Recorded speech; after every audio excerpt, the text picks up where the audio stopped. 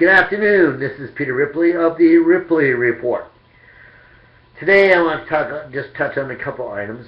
First of all, I want to express my condolences to the family and friends of those who died in Marysville during the school shooting there. This is just a prime example of needed security in our schools.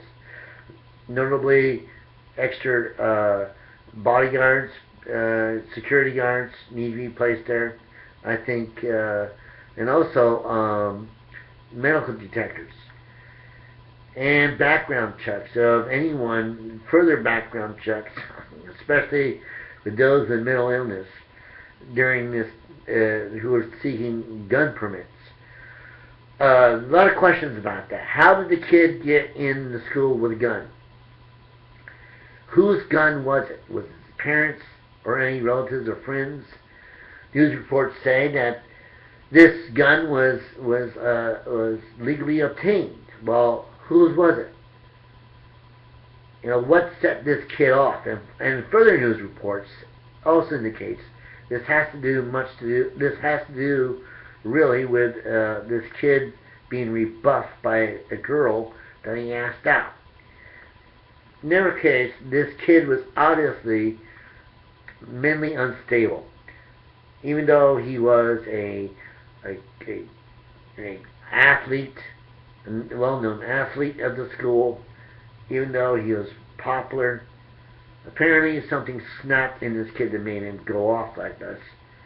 And how he got his hand on the gun is anyone's guess. And most importantly, how did he get a gun past school security, if there is school security?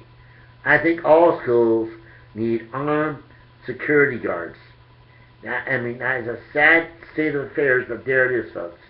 It's time that we protect our kids and our future.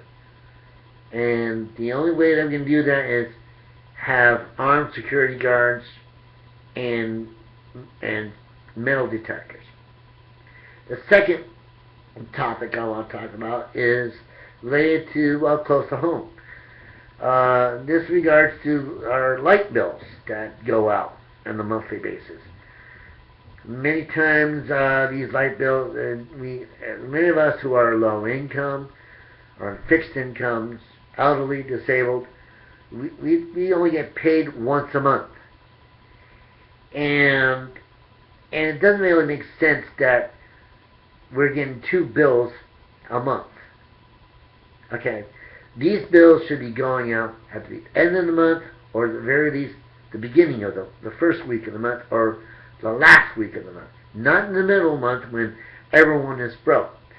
Some neighbors of mine came by and asked me about this, and so I wrote a letter to the mayor and the city manager to change their policy and sending out these light bills in the middle of the month, in the middle of the month, to last of the month or first of the month, because that's when everyone gets paid. And that way, our citizens won't have to feel that they're being billed twice. You see, as it is now, after we just get done paying the bill from the previous month, we get another bill right after it. And then, lo and behold, we get a letter saying, you're delinquent in your payments, you need to pay your bill, or you get fined a fee for a late fee, or worse yet, get your power shut off. And it's the same story over and over again. Now I heard reports saying that the city changed this because they got complaints because the way they were doing it before. Well, it makes more sense to me to send these bills out at the end of the month or the first of the month, not the middle of the month, folks. So I wrote a letter to the city manager and city and mayor, and I had yet to get a response.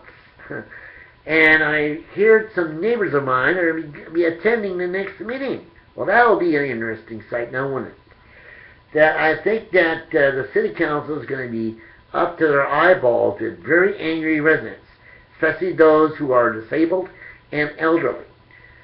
They need to change this policy and change it soon. Well, thanks once again for watching the video clip of the Ripley Report, and see you again next week.